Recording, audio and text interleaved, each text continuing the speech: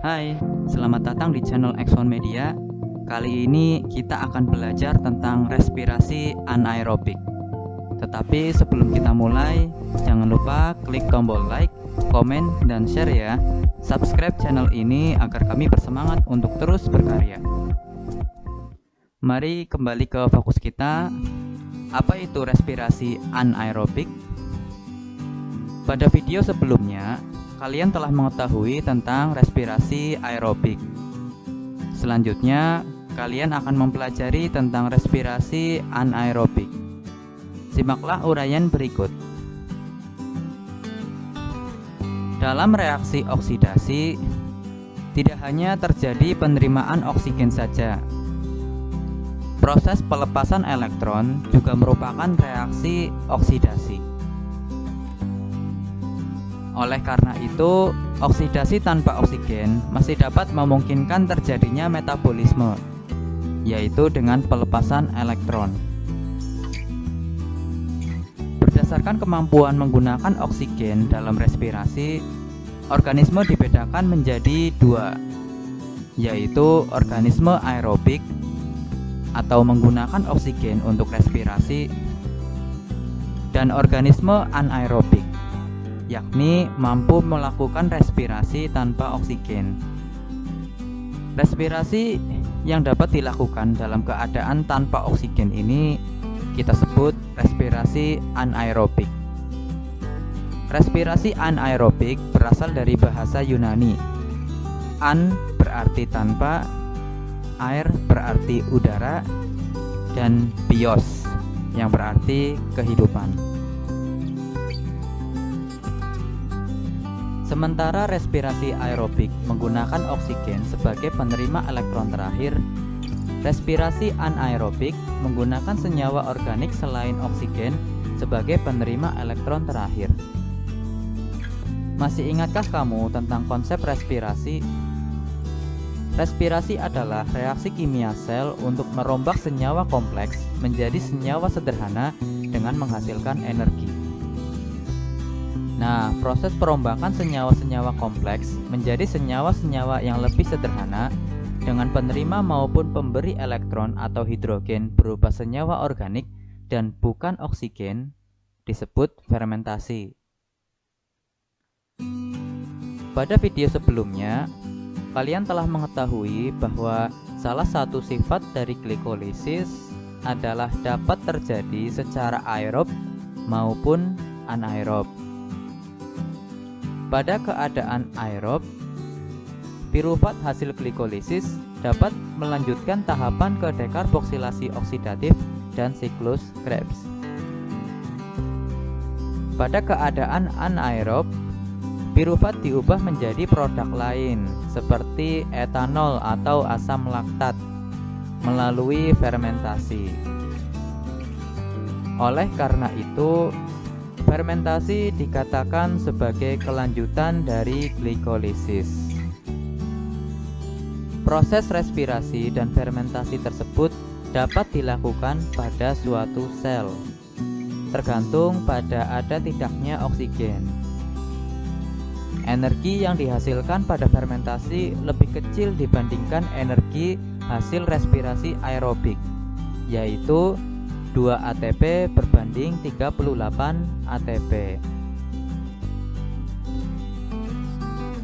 Fermentasi dibedakan berdasarkan produknya. Misalnya fermentasi alkohol yang menghasilkan produk berupa alkohol, dan fermentasi asam laktat yang menghasilkan produk berupa asam laktat. Penerima elektron pada proses fermentasi dapat berupa asetaldehid, yaitu pada fermentasi alkohol. Sementara itu, penerima elektron pada fermentasi asam laktat adalah asam pirufat. Selanjutnya, bagaimana proses yang terjadi selama fermentasi alkohol dan fermentasi asam laktat tersebut? Simaklah uraian berikut ini.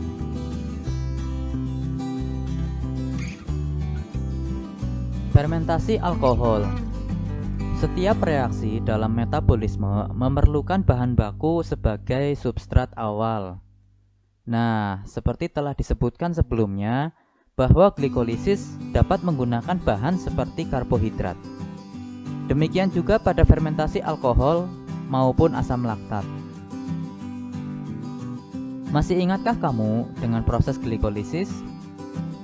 Glikolisis merupakan proses pemecahan gula sehingga menjadi 2 asam pirufat. Glikolisis juga menghasilkan 2 ATP dari proses fosforilasi dan 2 NADH dari glikolisis tersebut. Apa kaitannya dengan fermentasi alkohol?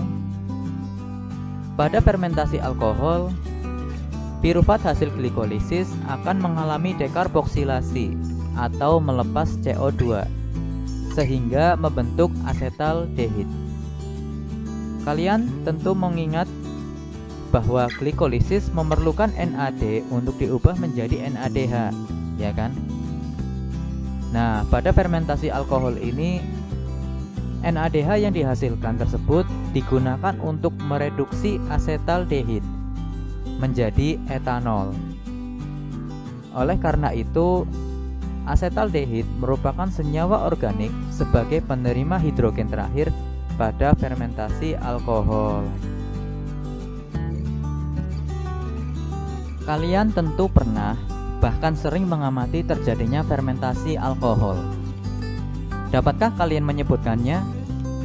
Beberapa contoh fermentasi alkohol antara lain pada pembuatan tape singkong atau tape ketan, bir, dan minuman anggur. Beberapa organisme bersel satu yang berperan dalam fermentasi alkohol adalah pragi atau hamir dan bakteri. Saccharomyces cerevisiae merupakan hamir yang berperan dalam pembuatan tape. Alkohol atau nama lainnya etanol merupakan hasil fermentasi gula oleh hamir. Untuk mengetahui ada tidaknya aktivitas fermentasi alkohol pada bahan, dapat kita lihat berdasarkan gas CO2 yang dihasilkan. Dilihat dari ada tidaknya gelembung udara dan ada tidaknya alkohol yang dihasilkan dengan mencium bau alkoholnya.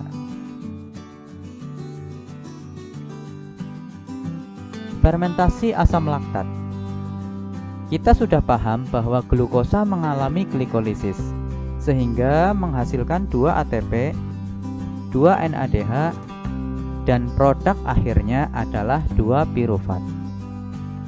Lain halnya dengan fermentasi alkohol. Pada fermentasi ini, pirufat tidak didekarboksilasi terlebih dahulu menjadi asetaldehid, melainkan langsung direduksi oleh NADH menjadi asam laktat. NADH kemudian kehilangan elektronnya dan berubah menjadi NAD+. Dengan demikian, pirufat merupakan senyawa organik sebagai penerima hidrogen terakhir pada fermentasi asam laktat. Asam laktat tersebut mengalami ionisasi membentuk laktat. Beberapa mikroorganisme seperti fungi, terutama jamur mikroskopis, dan bakteri tertentu, misalnya Lactobacillus sp, berperan dalam fermentasi asam laktat ini, antara lain dalam pembuatan susu, keju, dan minuman yogurt. Asam laktat juga dapat diproduksi di otot. Saat menumpuk, maka akan muncul sensasi lelah. Ketika beristirahat, produksi asam laktat akan berkurang, sehingga lelah pun hilang. Ini adalah penggambaran pembentukan asam laktat pada sel otot yang terjadi di sitoplasma. Sebagaimana diketahui, fermentasi terjadi di sitoplasma sel-sel otot, manakala oksigen tidak menjadi penerima elektron terakhir dalam reaksinya. Hasilnya yaitu 2 pirufat justru menjadi penerima elektron terakhir, sehingga terbentuk senyawa baru yang kita sebut asam laktat. Sementara itu, Dengan adanya suplai oksigen yang masuk, respirasi dapat berlanjut dalam proses yang aerobik, yang jalurnya yaitu dekarboksilasi oksidatif, siklus Krebs, dan sistem transport elektron. Bila dibandingkan, energi yang dihasilkan pada respirasi aerob jauh lebih besar dibandingkan fermentasi, yaitu 38 ATP dibanding 2 ATP, seperti yang kita jelaskan sebelumnya. Nah, setelah kalian mempelajari katabolisme karbohidrat serta respirasi anaerobik, simaklah uraian tentang hubungan katabolisme karbohidrat dengan katabolisme lemak dan protein dalam video berikutnya. Terima kasih.